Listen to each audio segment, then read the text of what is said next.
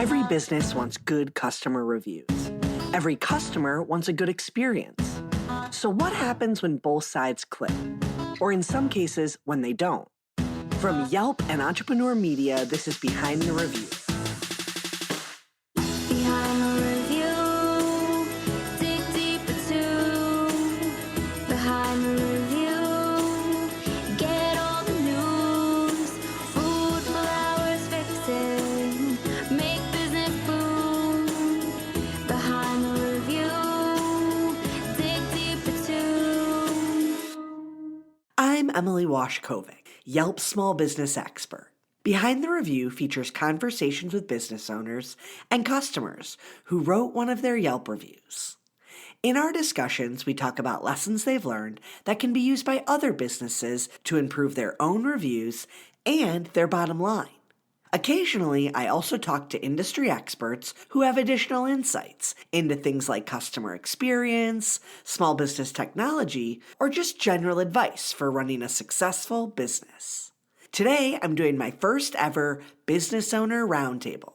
This past April, I had the chance to go to New York City for a week and work with a very talented colleague of mine, Andy Zimmerman, to shoot Behind the Review episodes live and in person. We brought together business owners and consumers to talk about what makes their connections so memorable. We also did our first ever conversation with multiple business owners together. I do these types of panel discussions all the time, but to do it on the mic for Behind the Review was pretty cool. Let's give our conversation a listen. I cannot believe we are here sitting in the same room, me and multiple business owners. We have never done an episode with multiple business owners together, but who better to do it with than three of my Luminary Fellows based in New York? And we'll dig into that fellowship a little later, but you all didn't know each other prior to about 4 months ago, and you had never met in person until today. That was exciting. And I had never met any of you in person. True. So this is really exciting. You all come from very different industries, but the overlap is insane. Like when I was thinking about what we're going to dig into today, the themes and the topics are there, no matter what you're all working on. So to start, why don't we go around, have everyone introduce themselves and tell us about your business so people have a little background of who you are. Irma, I'm going to start with you. Thank you, Emily. I'm Irma Cedeño-Verdon. I am the founder and CEO of Diáfano. Diáfano is an e-learning, language learning platform that helps companies create better work cultures, champion DEIA, support limited English proficient employees, and provide professional development opportunities to staff, all through the lens of language. I also have a second company, Main Couture, that's in fashion. Incredible. Let me just say, a lot of business owners can't give that elevator articulated pitch of what they do. That was so good. That was so wild. That was bomb. Good. That was so good. We know what you do. We know Easy. what you do. All right, Diana, no pressure. No pressure. Thanks, Anima. Thank you. My name is Diana Rose. Hi, Emily. It's so cool to be here. I am the founder of Jars of Delight, a zero-waste catering company based here in New York City, and we provide Caribbean fusion meals in mason jars. Meals in mason jars. Yeah. We'll dig into that more. But it also is Earth Week right now when we're filming, which is so fun to have a sustainable business in here. We have a lot of stuff happening this week, so I'm excited to talk to you about it. Incredible. Miriam, bring us home. Hi, it's great to be here. Thanks for having me, Emily. I'm Miriam. I am the founder and head trainer at MF Strong. So we are a full-service personal training business. We operate both in person here in New York City as well as virtually. And MF Strong focuses on providing a positive approach to fitness. So we're fitness and personal training without the diet culture, without the shame and the guilt that you'll often find that perpetuates much of the fitness industry. And all of you have this common thread where there's some education required when you market to customers. Like Miriam, with you, you are breaking a lot of the norms of the industry. With you, Diana, it's about educating behind the clean and sustainable behaviors and why it's good for them as a consumer. And for you, Irma, it's all about that personalized experience and getting inside those corporations so they understand how that can help them grow. Right. I want you all to dig in a little bit into how you do that. How do you communicate and educate at the same time? And I'm going to start with you, Miriam, because you really do that every day in all of your social posts. Yeah, it's a really important part of what we do because I think a lot of people have they have a certain idea of what to expect when they go into a fitness space, and we're the antithesis of that. So I always want to make it really clear so that we're attracting our ideal clients, because our clients typically are people who they've done it all, they've tried everything, and they haven't had a necessarily great experience in the past in gym experiences. Maybe they haven't felt safe, maybe they haven't felt supported, and maybe they've just in general never felt comfortable even entering those spaces in general. And so we always want clients to feel like, no, we're the people that you can turn to, regardless of what your previous experiences with fitness are, and help you reshape your entire relationship with exercise and with your body. So it's really important that in everything that we do and everything we share, that we're making that very, very clear so that we're attracting the right people and that we're separating ourselves from the industry at large, because we tend to disagree with a lot of the industry at large. So it's very interesting being a part of that industry while also kind of constantly making it clear that we have different values and we have very, very specific kind of guidelines and things to expect when you work with us. And there's this whole group of individuals who maybe doesn't even know they're searching for different than regular trainers, but they see what you have and they're drawn to it or attracted to it. And a lot of it's coming from your mouth. It's not just posts about who you are. Talk about that, like getting yourself on there with your face and humanizing it. Yeah, I think that's a huge part of it, right? Because part of what we talk about at MF Strong is we're not just trainers, we're humans first, and our clients are humans first, and we're working with you in that kind of experience. Because I think in general in fitness, it is sort of this idea that you work with a trainer and they tell you what to do and that's it. Whereas we want it to be a collaborative experience where we are obviously using our expertise. We all have multiple certifications and knowledge obviously about training, but at the end of the day, you are the expert on your body, right? I am not the expert on your body, so I want to work collaboratively with you so that you can get the best possible experience, so that you can enjoy yourself and again, relearn that trust within yourself so that hopefully you enjoy movement again and find something that's sustainable for you. So that's why it's really important that when I show up online, it's as myself and just kind of humanizing that trainer-client relationship. Yeah. Diana, when I first discovered Jars of Delight, I remember the first thing I saw, which was the website with the colorful jars full of the mixed greens and the different fresh vegetables. Yeah. And right away it made sense to me.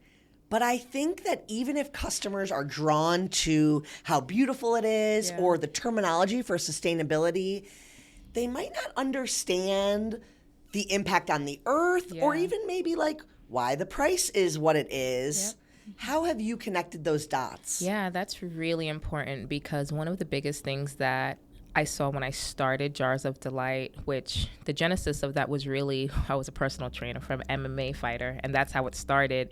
And he posted it on his social, and all of his MMA buddies and friends wanted to purchase. So that's really how Jars of Delight started, as a personal meal prep service. And then we were able to do a pitch for the Business of Women Entrepreneurs. And I guess in education, just talking to her about why the company existed and our foundation, why zero waste matters, and zero waste as being the core of our business, not just in food waste, but also how we treat our employees, right? How we handle our food waste, how we handle our customers and our marketing materials.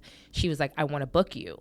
And that was our first big event, 350 people. And it was just, the setup was beautiful, as you mentioned, but it was the educational components that we use as our setup display that drew people in and helped them to really understand, oh, this is really pretty, it's really delicious, but it's really dope too, because I'm learning a lot about zero waste, what it really is, and not the greenwashing of zero waste that over the past decade we've come to know with a lot of companies, but really why this small business in New York City is really tackling such a big issue like climate change. And I think, like you said, Miriam, just humanizing these terms and not just letting it be these words that you hear, these buzzwords, but really understanding why we use glass mason jars and why recycling them is a cool thing to do. And I think that's what drew a lot of my corporate clients in. It wasn't this grand idea. It was this small company is trying to tackle something. The food is pretty, the food is delicious, but also the education is simple for you to understand. And I feel like if I could explain it to my 6-year-old, I'm doing a good job. And that's just how we've been able to educate our clients on zero waste and sustainability. It's incredible. Yeah. Irma, with you, I always am thinking about breaking into the corporate clients, and something you and I have talked a lot about is what you know is the best fit for a class size or how many classes a certain group might need because of how big they are. And that requires clear communication and education so that these customers are actually choosing the appropriate package. But we all know that they really just want the cheapest package. Talk to me about how you have really worked through that, because it's been some hard work, to be honest, and coach clients into what they actually need. Yeah, it's so interesting because we're all talking about humanizing the process, right? And what we've seen a lot in the language industry is that dehumanizing the language learning process, when the truth is we all want to learn language because we want to connect. That's the only reason why we learn languages. Like, we want to connect with people, whether we're traveling, whether we're going to the other end of town to go shopping, whatever it is. And for us, that educational component goes to the student, because we have to explain to them that you don't learn a language with just 10 minutes a day. You'll need like 10 lifetimes if you want to do that. But then we also have to educate the corporate client. And that's tougher. That's definitely tougher because in a lot of cases, the students have already been exposed to language. They took it in high school, they took it in college, they stopped using it, so they lost it, or maybe they tried, so they know it's hard. And they're just trying to find a solution that they can really trust and are really like hold them accountable, right? A solid method that'll hold them accountable with great teachers. Now, when it comes to companies, I feel like I've really been a trailblazer when it comes to this, because the term linguistic accessibility has never really been used before, or what I call language equity. And we all know about cultural equity, we all know about DEIA and equity in general. But when it comes to linguistic equity, we're talking about how do we make sure that we're preserving language? How do we make sure that we are reflective of the communities that we're actually trying to serve, and that we're aware of which communities we have unwillingly overlooked. We also want to be aware of what other languages our organization speaks. So I put all that together. We have a very data-driven approach to how we actually do business. In most cases, it's not a company coming to us and telling us, we just want to learn Spanish. It's us going to them and saying, you might be interested in Spanish, but I need more data to really find out not just what you want, but what your company wants, because that's it at the end of the day, right? So that part is more of the challenging part, and it's an ongoing process. But through implementing these classes, through reassessing, through figuring out the size of the groups, like you said, the language levels, and just really analyzing the data as we go along, that's really what's helped us really differentiate ourselves. And it's completely different from anything that's out there in the market, because people hear, oh, language classes, and companies pay for that? Yeah, it's equity. Mm-hmm. You want to pay for that. It adds to the value. Yeah. Right. Absolutely. Yeah. A big theme I wanted to dig into today is how lonely it is at the top, right? Every entrepreneur always tells me that.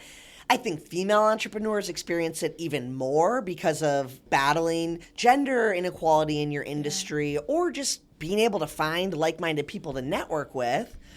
But you all have also done a little bit to help your own businesses. You are in this Luminary Fellowship, which is a community and a network of other strong entrepreneurs. Talk to me about how you decided to focus on getting an opportunity like this, and why it was important to connect with other people, or what connection means to you. Dana, you want to start? It's so funny because I hear that term all the time, just lonely at the top, but it's lonely at the bottom. It's lonely in the middle. It is lonely on this entrepreneurial journey. When you're starting out, there's so many things you don't know, and sometimes your inhibitions and you're afraid to ask. So it's not just when you're at the top, but I think opportunities like this Luminary and Yelp Fellowship is so important because, one, we're here now. Mm-hmm. And I'm sitting with two amazing business owners that I probably would have not met outside of this fellowship, right? And after this podcast, we're going to be able to connect and talk and just bounce ideas amongst one another. So that's really important. And there's something about being like in a club and in a clique that it's going to be a lot easier for me to connect with you, Miriam. It's going to be a lot easier for me to talk about the highs and the lows of what I'm going through as a female entrepreneur, whether that looks like capital, which is really the biggest hurdle. And especially as a Black female entrepreneur, it's discouraging at times because we know that barriers of receiving capital to build my business is just, they're real barriers. And it doesn't matter if your projections look good. It doesn't matter what your history look like. It doesn't matter. It's just a barrier. So I think opportunities like this Yelp Fellowship, it afforded me an opportunity to speak on a panel at Luminary last week in which I met some other amazing women, and we've already connected and we're already planning our second meetup, right? Just strengthens you. And again, back to that, I don't know why that theme, humanizing this experience, keeps coming up, but you don't feel alone. You don't feel scared as much as you would when you're by yourself. And opportunities like this fellowship teaches you so much that you're not really alone. And the fallacies that are in your head sometimes, we all think them, we all feel them, but the successes are also real, and we like to share them and celebrate them. It's really important, I think, and this particular fellowship, I myself am trying to maximize as much that I can get out of it because it's already been such a blessing to me and my business.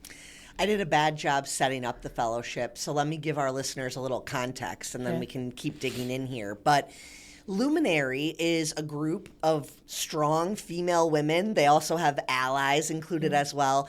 But it began as an actual space here in New York that was a community being built in New York. It was all about connecting women who were in the same area. And then when the pandemic hit, they realized this connection could go way beyond just New York. So they still have their beautiful space here in the city where you can go work and network and go to events. But they also have this huge network of women across the country and honestly across the world who are all dealing with similar things. You can search the database and find other people. And the fellowship itself is something where Yelp partnered up with them to sponsor a year-long membership for 15 women. And I'm so glad that so many of you were here in New York because you do get to maximize those in-person benefits. But you're also able to go to other places in different cities. If you need a place to co-work, they have partnership spaces. But it takes some work on your end. You got to go into the system. You got to show up at events, virtual or in person. And that can go in waves. Sometimes you are busy. So how do you balance? Sometimes do you feel like you're networking, you're connecting, you're meeting, and then it's like 2, 3, 4 weeks go by and you haven't talked to anyone? Yeah, I think that's why having a fellowship like we're doing is really helpful because without it, it's really hard. Networking as a business owner is so important. It is. And you don't even realize like how much you get just from having very simple conversations, right? Something sticks with someone and they remember, they take your card and they call you. And it happens. I have seen it happen so many times, but it's really hard to set up those situations to happen organically unless you're sort of you have the accountability of being a part of something. And I think that's something that it really provides. That's really, really cool. And like these opportunities to meet with other women who are doing amazing things. And I think it's really something that's really striking me right now is just like listening to both of them talk. Obviously they're incredible, but hearing all of the sort of shared things that we have in common and just nodding my head along when we're in completely different industries. But I think there's so many elements. And I think sometimes it's helpful almost to speak to people in other industries who are doing sort of similar things or have sort of similar goals. Because again, it's like you have that distance from your own little bubble and then you can hear what they're doing and get ideas that would work for you. Whereas if you had just stayed in your industry and only talked to people there, you may not have thought of these things. And I think with the female entrepreneurship element, it's even deeper because of all the responsibilities you have outside of your business. You are strapped with a lot of the responsibility at home, whether you put it on yourself or not. And this is a group of women who are moms, gonna be moms, wanna be moms.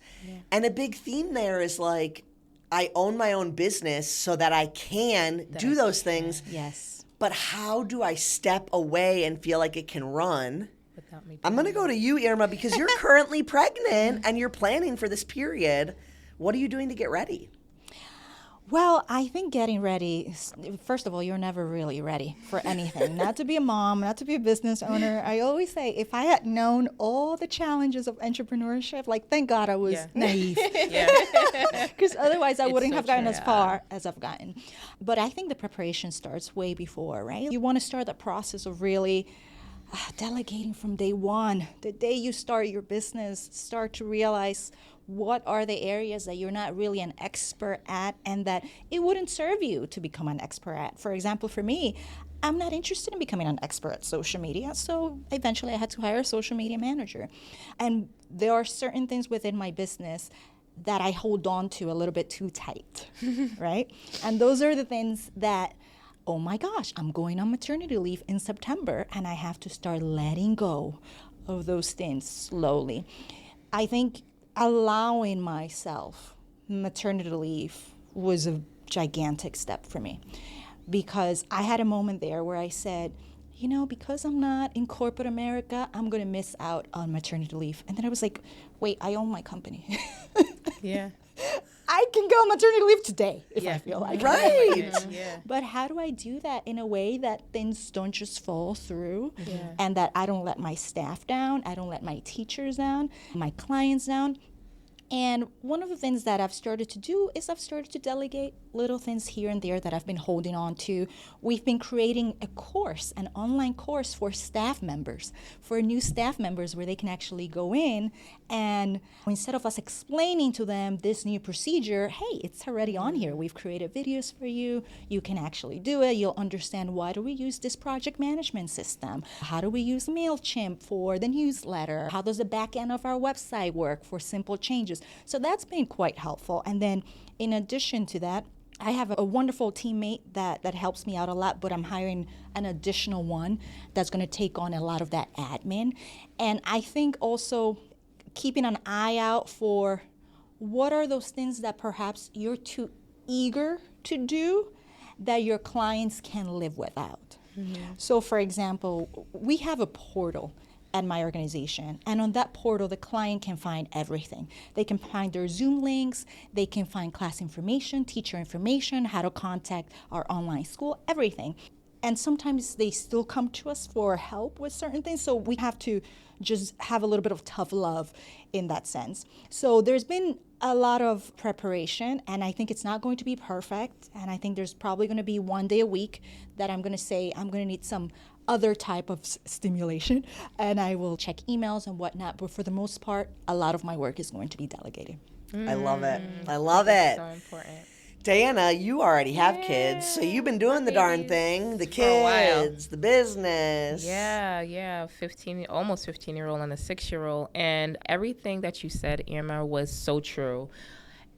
I liken entrepreneurship to having a child, right? Because it's your baby. It's your thought, it's your vision, and it's your job to nurture and grow this business and grow and trust people, just like how you would trust a baby. And when it's time to go to childcare, you have to find the right childcare person, right? That's like finding your team, right? So there's so many similarities that I find. So I call Jars of Delight my third child. I always say that because it really felt like that. It's just so much attachment. There's so much emotional, financial, mental, there's tears, there's joy. So I think for me, one of the things that I've started to do was get my 15-year-old vested into the business. So he's my junior COO now. So I hired him last fall, and he's on payroll, and he's been doing a good job for a 14, 15-year-old. It's important for me to get him involved because I want him to understand at the times that I cannot be with him for whatever the reason is, whether I'm in a meeting, whether this needs to be done, this operational aspect needs to be completed. He understands why mommy's not there. So he feels a part of it. And there's been such a different dynamic shift between my family now that the kids feel like, okay, I'm going to the kitchen with mommy. I'm going to help mommy make these jars. My 6-year-old is putting on stickers on the jars. And it's become more of just like an extension, like a real sibling to them now. It's so important to realize, you said a key word, it's not going to be perfect. Parenthood is not perfect. And I will tell you that. I did it twice. It's not perfect. And you can prepare as much as you can, but you can only give it room to grow into what it's supposed to be, My children need room to grow into who they're supposed to become, just like this business. And sometimes it does mean stepping away from parts of the business that you can no longer grow. And I think as a mom, that helps me let go a little bit easier. It helps me to realize, like, okay, Diana, you're stunting the growth of this business by holding on so tight. You got to let go. That's just my correlation between parenthood and entrepreneurship. But yeah, my 15-year-old is my junior COO. Well, he's 14, but he says he's almost 15. So that's what we're going to say. But he's my junior COO, and it's been really cool to see him grow. He's almost half the age of Jars of Delight. So it's, Wow. it's really cool. That's incredible. Yeah. I love getting them involved because I think a lot of entrepreneurs in general, but specifically female entrepreneurs, feel guilty for the time away from their family. Yeah. And then when they're with their family, they feel guilty for the time away from the business. Yeah. So to bring the two together is great. Yeah. Miriam, you wanting to go on maternity leave eventually one day was like one of the first things we talked about when Yeah. we met. And I remember telling you that is such a good thing for you to be thinking about now because it's possible, but you have to think about it. And even trying to be a mom aside, you've been building this team of trainers up. And I know that was hard to start to have clients who are MF Strong clients, but they work with someone else. And that's the only way to grow your business, to trust these other trainers. How have you been able to give up some of that personal control, find the right people who embody what MF Strong embodies? What's that transition been like? Yeah, it's definitely been an interesting one. I've been really lucky because I have been able to find amazing people, but it's hard because in general, I think hiring is tough, I'm sure. You can both attest to that. It's really tough, especially because both of them mentioned it's like you do kind of look at as your business as your baby. And like ultimately, no one else is going to care about your business as much as you do. And that's fine. And you just have to kind of understand that. Yeah. But you also want to make sure that the people that are coming onto your team are aligned with your vision and kind of share the values. And especially for us at MF Strong, because we do have such a specific sort of mission, I want to make sure that the people that I bring on embody that. And kind of we were talking about social media before, and I grew my business on social media. I grew a very large social media platform that allowed me to start a business, which is amazing. But the hard part of that is I was the face of the business and people were reaching out to work with me. And so transitioning from like, I'm the face of the business to I'm just sort of like the leader of the business, but the business sort of operates wholly without me. That's sort of like this transition that I'm still in the process of. And a part of that is like separating myself, Miriam Freed, from MF Strong. I have someone else running my social media, and a big part of the MF Strong social media is really featuring our other trainers so people can get to know them as well. I don't want my face to be plastered all over MF Strong. I want our other trainers to be a huge part of it as well because they're incredible people and they're incredible trainers, and I want people to feel comfortable when they reach out to us that you are going to be in amazing hands regardless of who you're placed with. I have personally vetted and worked with all of these trainers to make sure that they are going to uphold the standard that we put out there on social media and the reason why you probably reached out to us in the first place. But like I said, it's sort of all happening like right now at present. This is something I'm working through right now.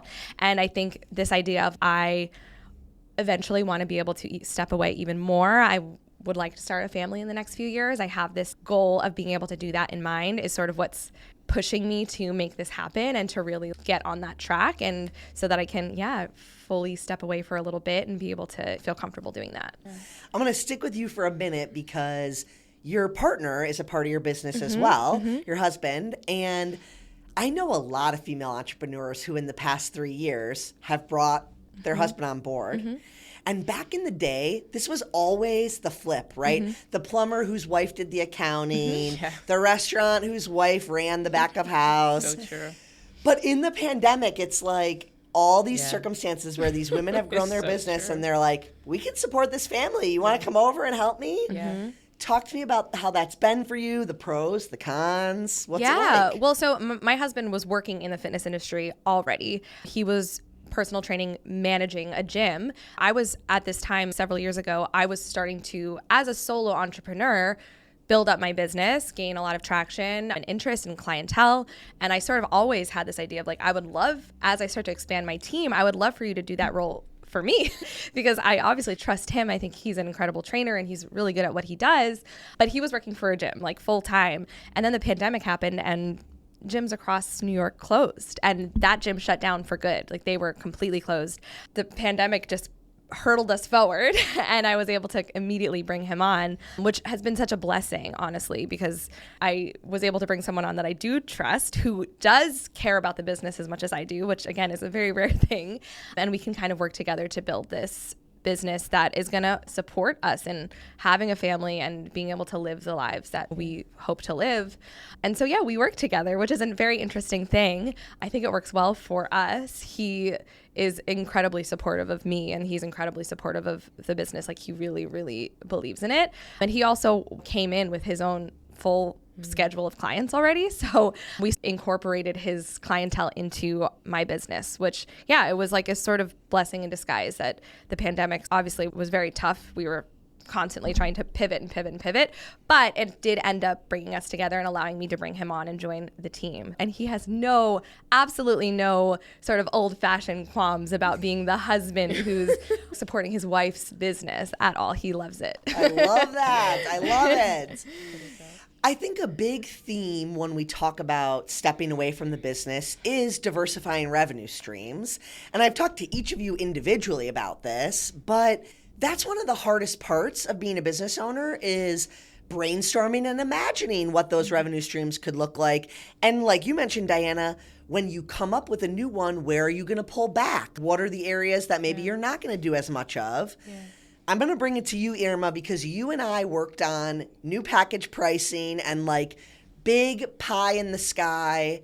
We want these type of clients at this dollar amount. We don't need to get into that nitty gritty, but that was you thinking big and opening yourself up to say, I don't need to do any investment or work to market this package, but if I put it as an option, someone might reach out interested in spending.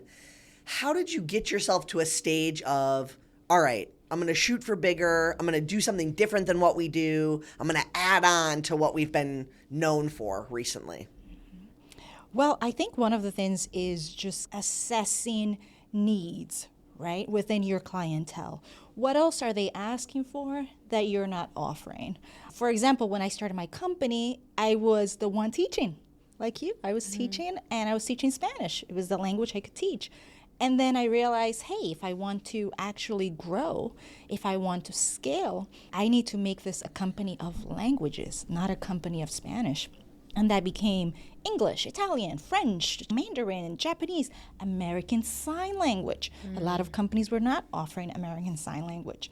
That just opened a whole array because all of a sudden I don't have to just focus on targeting companies that could potentially need Spanish, but I could focus on many different companies. Within that, I also looked at, well, what holds people back when it comes to learning a language? Oftentimes it's time, it's money, right? And when we talk about the apps, we say, oh, it's free or it's $7.99 a month. So I said, you know what? I want to be able to offer something that's also affordable. I want to be able to offer something that you could also do in your own time. We obviously cannot hold you accountable. The level of accountability that you get from having live teachers and the bonding you get from a group class, you won't have that.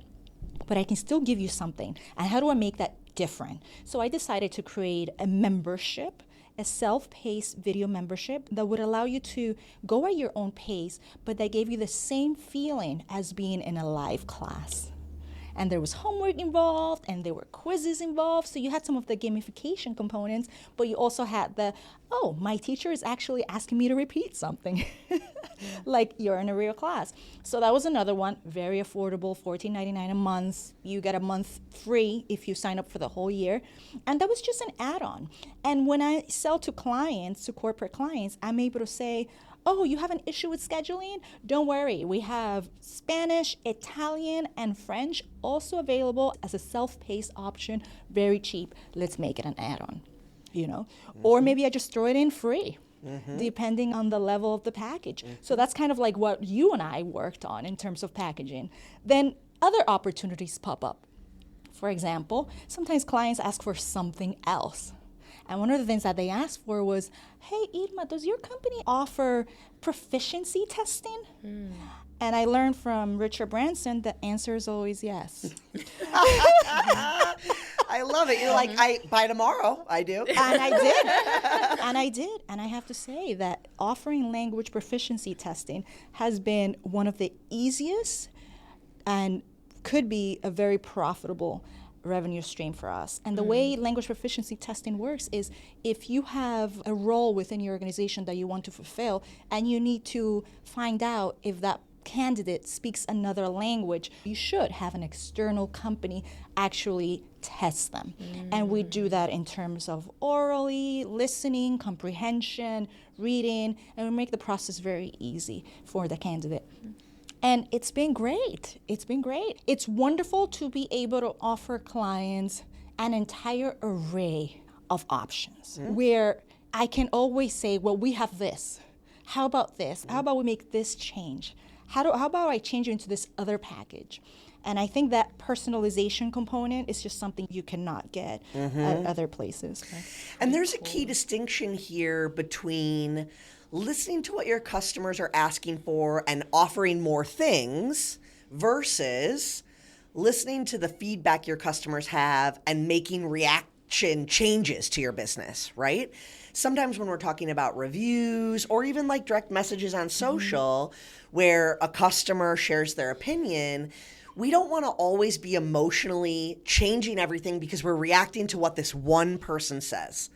But if it's a request for services or an interest in if you offer something, I think that being a yes, like Richard Branson says, is the way to do it, right? And that is a very clear distinction so that you're not running around getting yanked in different directions by your customer. I want to bring it to you, Diana, because you had this catering company that kind of popped up out of nowhere, but then you opened a kitchen, the Essential Kitchen. Talk to me about opening that up as a different revenue stream, leaning into that, and how it's impacted Jars of Delight. Yeah, that's my fourth child, or maybe the sixth, because there was a farmer's market, then that one.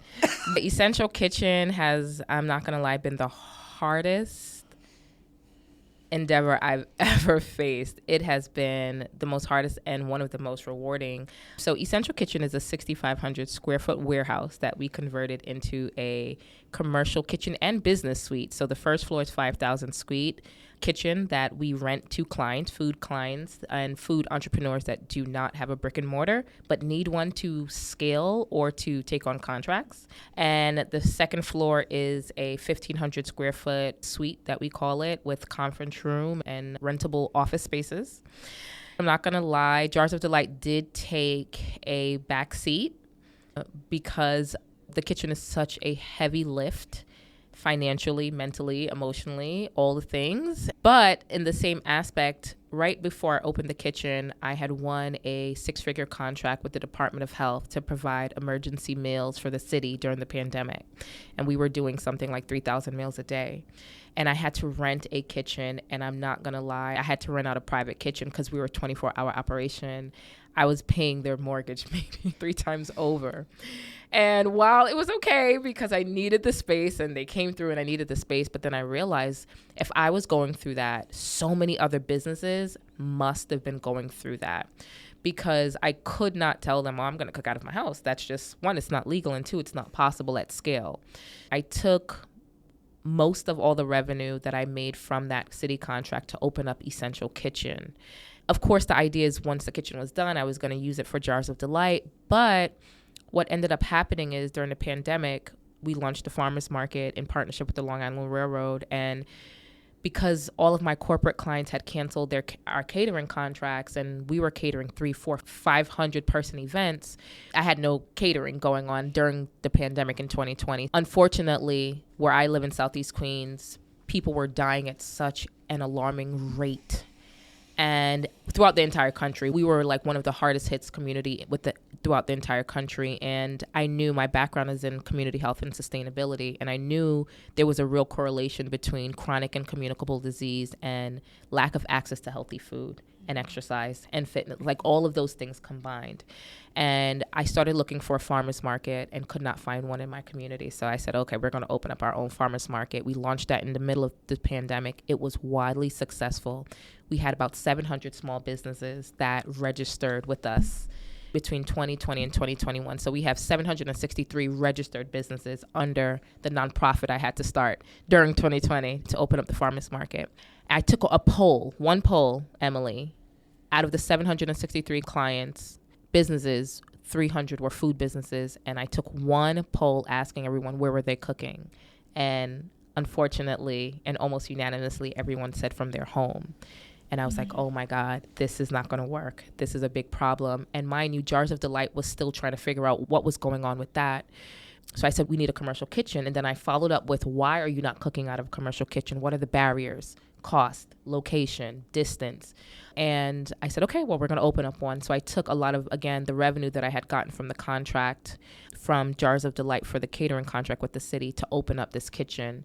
And so I have about 700 farmers market vendors and now almost 200 commercial kitchen vendors. And at one point I had to say to myself, well, where's Jars of Delight? Everyone kept asking me, are you catering? Are you catering? And I'm like, I can't. I have all these balls in my hands juggling, figuring out my children. I am happy to say that it was a needed moment in time for me to figure out what Jars of Delight was going to become, because I was able to think about, well, you know what? All of my corporate clients are going back into the office. We're not catering at such large scales yet, but they're going back. So we decided to launch smart vending machines. So that's the new endeavor that Jars of Delight will be doing, launching sustainable vending machines at different corporate client locations. And in the meantime, I'm still able to help the small businesses within my community and the surrounding area to support that. And Jars of Delight, because it has been such a beacon in my community of sustainability, zero waste, healthy living, I was recently awarded a contract with JFK to head start the Institute of Concessions that is taking those same small businesses that we've curated and nurtured, helping them open up their own stores within JFK. And so all of that to say, Jars of Delight was really, I feel like, the genesis of where I am today in all of the different businesses. So whether it's the farmers market or your essential kitchen, but my goal was to make it all make sense, because you can be doing so much different things that you feel like everything is being pulled in a different direction. So I had to say to myself, Diana, you have Jars of Delight, you have Essential Kitchen. How are you making this coalesce, and how can it all create like a circular economy for both yourself internally and your community? So that's where we are, and it's been a blessing. And something that you're going through with that transition is the risk of you got to pay for this physical space, and so you got to fill it. And even with that big list of vendors who need space, I remember when we first started talking about this, it was like, all right, have we written down what we need at a minimum per day or per week from people in the space using it? And that same rule applies when you're talking about what you're charging a customer, right? It's not just for vendors. And I think of you, Miriam, when I think of this, because you were doing your training without a physical space for a while, and then you decided, I want a space. And I think for a lot of entrepreneurs, that is a step in success, like having a physical space. But it's also scary. It's overhead then. How did you decide you were ready to open up a physical MF Strong, and how's it been feeling?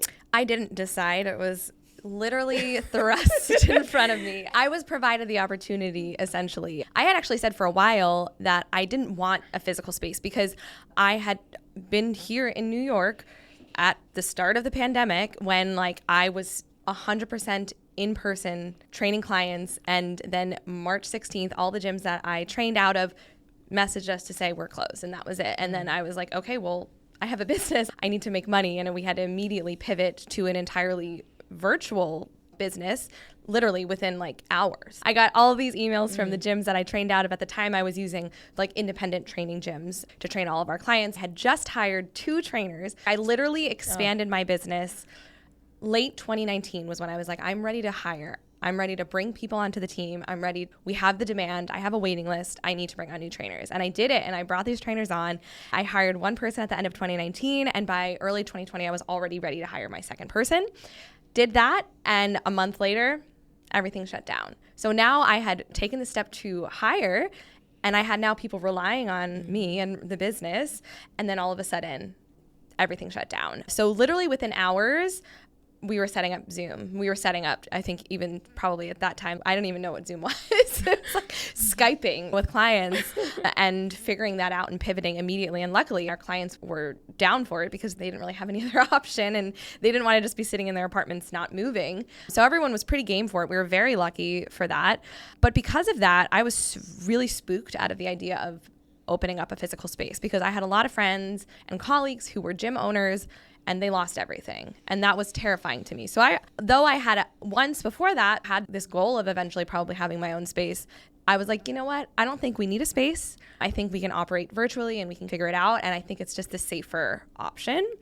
And that's what we were doing. And then obviously the world started to reopen a little bit and we started to be a little bit more hybrid and taking on more clients in person again. And I was looking for a space to start training my clients out of. In this time, I moved to Brooklyn and I had never had a space in Brooklyn, so I was sort of reaching out to people in the area. And I connected with someone who was in my neighborhood who had a Pilates studio. And she was like, you can come in and train some clients. We have a little bit of space here that you can use. And then her and I became friends. I started training clients out of just like a small space in the back of her Pilates studio that had benches and I got some weights and stuff like that. And it was just like out of necessity. And then her and I were chatting and she was like, she had a whole extra floor of her space. And at one point she was like, do you want to just rent the floor? Do you want to just take over the entire, the whole first floor? When something is handed to you, you know, when the universe, I think, gives you that nudge, you don't say no, you just figure it out. So that's what I did. And I moved in and we moved into our space. Long story, we had some landlord issues and we actually moved into another space in January, but we're still operating out of the same neighborhood in Greenpoint. It's been sort of like a very wild journey because, again, it wasn't something I planned for and it was something I was like very strongly against until I had the opportunity. But it's been mostly great, mostly really great. Obviously, they know there's been some hiccups. There's a lot more to think about when you have a physical space, a lot more to do, a lot more to buy and pay for. But I really do love having our own physical space. And I feel like it's important with our, again, going off of the same core values that we uphold at MF Strong. It is kind of important for us to have a physical space, which I realized once we were there. I was like, oh, we really do need our own space because then people can come here, they can feel safe, they can feel welcome. We set the tone of the environment so that when our clients walk in, they're like, I feel comfortable here. I feel like I can exercise here without feeling judged, without any sort of outside distractions. So it's really nice to be able to do that. The crazy thing is we're already outgrowing the space. So that's a solid yeah. I mean, it's great, but it's a studio. It's meant for a few trainers at a time, and we're already outgrowing the space. So my wheels are turning about what's next. I have no idea, but it's crazy because I was so scared to open a physical space because I was afraid of it not working out, not being able to maintain the clientele and the business to be able to afford all of the costs of that. But now we're kind of hitting this point where I'm like, oh, we actually need more space. So yeah, we'll see. It's incredible. It's a good feeling when you took that risk. And even when it's hard and there's the ups and the downs, you feel like you're getting those affirmations along the way that it was the right thing. I want to get into feedback, how you listen to it, how you leverage it, if at all. Do you read it? Does someone look at it for you? Who wants to start? So reviews are so important. Jars of Delight, I love the idea that we spent almost, I think we're almost going to be 6 years old. So maybe about $1,000 in any type of social media or marketing because all of our reviews were word of mouth. So from that one conference that we did in 2017, because there were so many like-minded business owners there and it was just word of mouth. Everyone's like, this was so cool. I want you at my event. And so reviews, word of mouth reviews has been really what launched us. It was that. And then we have our online reviews, right? I can't say we've had too many negative reviews. I think the issue that we're probably still currently having is our website, where because we're really a corporate type of catering company, people want to order for home. And I'm like, well, I can't just make 5 jars for you, right? So maybe tweaking that and finding out a way to correct that so that people can understand clearly that we're like more of a large scale catering company would circumvent all of those type of reviews like, wait, we can't order anything here, or where's your store? So I think those are the reviews that we get most of, but for us, word of mouth reviews has been the biggest thing for our company. Incredible. Well, I have to agree with you. I think it's super important to get feedback just feedback in general. And it's so wonderful to hear all the wonderful things people have to say about us. That's always great. But one of the things that I've been emphasizing lately is we want to hear the bad stuff. Yeah. Of course, please say it to us. Yeah. Don't tell the universe, right? Tell the universe. That's right. And the reason why is because oftentimes I think that if we don't hear anything, classes continue and everything seems fine, then it's all good. But at the same time, if we can make any tweaks here and there, because I'm always looking for those patterns. What are clients, and not just the corporate clients, but the students within those companies, what are they having trouble with? How are the books working out? How are the materials working out? The portal, the technology, are we supporting you? What about the teacher? I mean, we work with about 20 teachers. Right? So how can we improve all that? So we actually send out midterm reviews and end of term reviews as well. And through our newsletter, we ask them to fill it out. Through our portal, we actually put it on the portal with a link. And it's amazing what you find out in terms of what's working. And it's great to go back to the teachers and say, you know, these are the things that are working, and these are some of the things that I want you to consider. And although we all struggle a little bit, we all always want to be 5 stars. It's not 5 stars in everything, right? And I think even though it's also challenging to tell your own staff, this is what we need to work on, I think they also appreciate that, right? To be able to know how can they grow? How can they serve the community better? So I'm all for reviews, but, you know, if it's bad, tell us first. Just tell me. What I like about what you just shared, though, is you have a format on your website and you have like a check-in where you're asking for that feedback. And, you know, we have pretty strict rules on Yelp about not asking specifically for Yelp reviews. But I think by giving a channel to say, direct to me, I want to hear, you avoid some of those criticisms ending up online because they do feel like they can bring it to you, and it's a low barrier to get you that feedback. Right. And I also want to add to that, Emily, that sometimes those people that are very upset become your greatest fans. Oh my gosh. We've had situations where they give us this feedback, and sometimes they give us this feedback and I'll say, you know, this is so bad that I want to have a phone call with you. And then I meet with them and I'm like, actually, you don't feel that bad about us. I don't know why you put those numbers there. But other times when they're very frustrated, and it's not very often that I have a meeting with them, but if they actually request it, I'll have those meetings with them, and we've had situations where those students convert for years. And that's so important. You want to hear what's going great, and you want to hear what's not so great to see what you can actually do about it and find out what are some trends within your organization that you can work on. That is so important. And as a nugget for parents and soon-to-be moms, I do that with my children.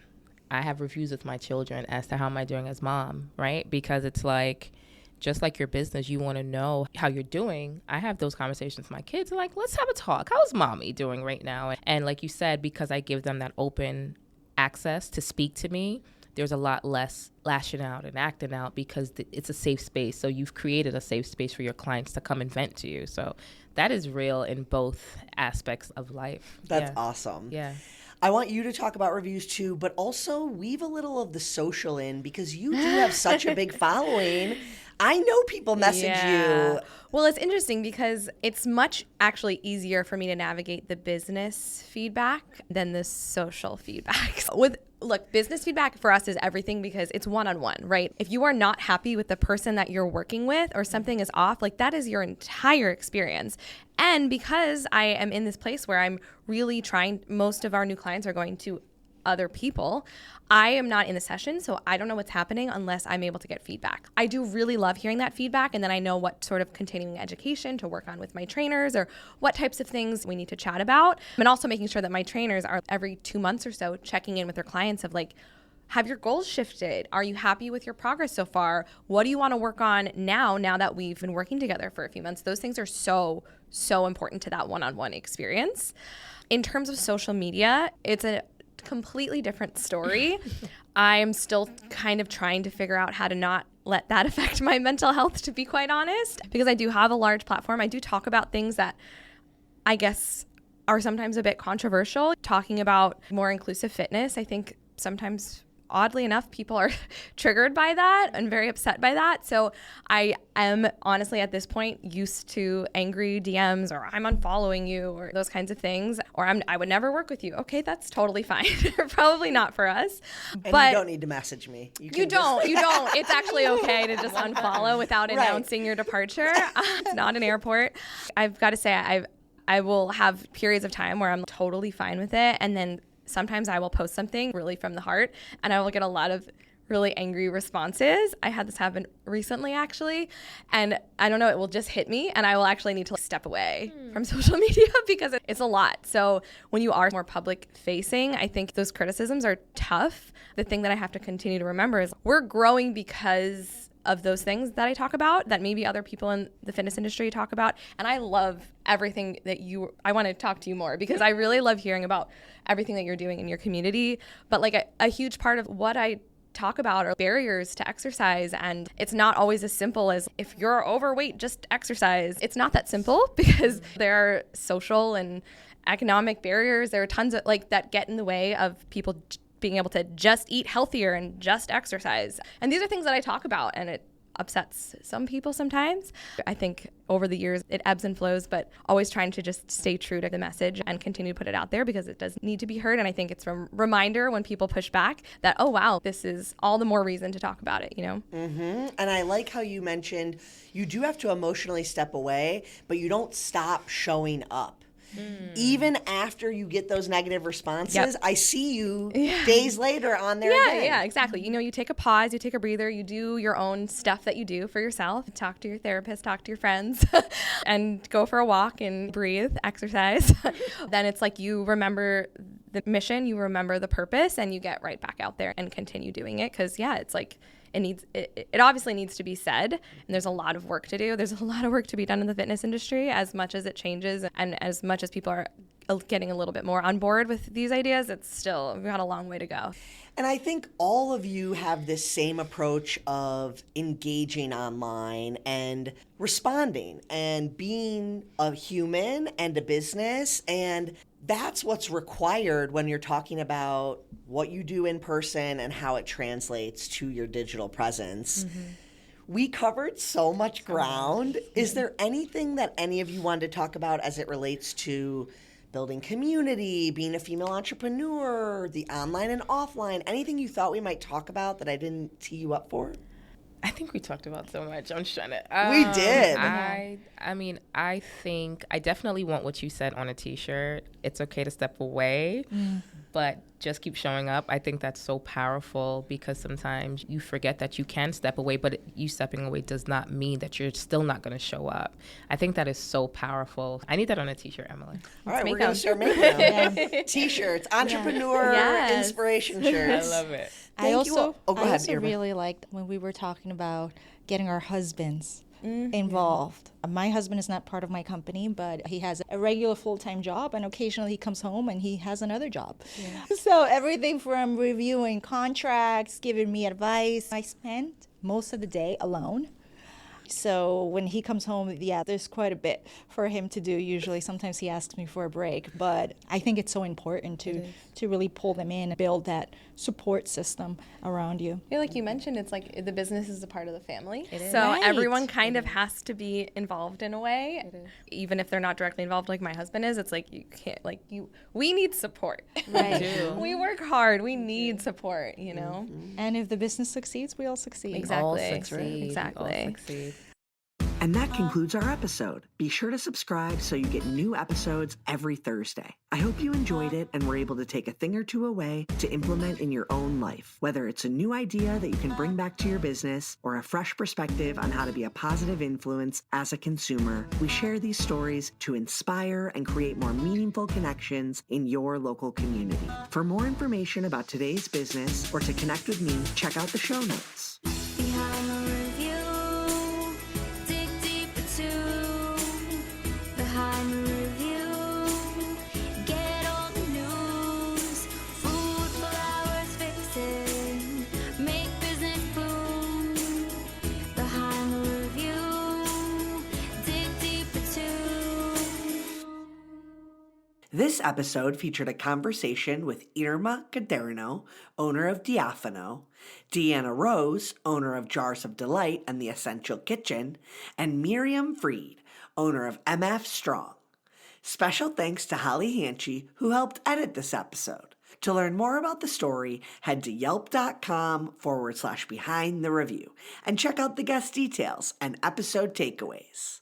And don't forget to subscribe to the show so you get an alert each Thursday that we drop a new episode. To claim your own Yelp business page and start engaging with consumers, visit business.yelp.com. Our theme song is performed by Ali Schwartz and produced by Robbie G of Messerol Sound.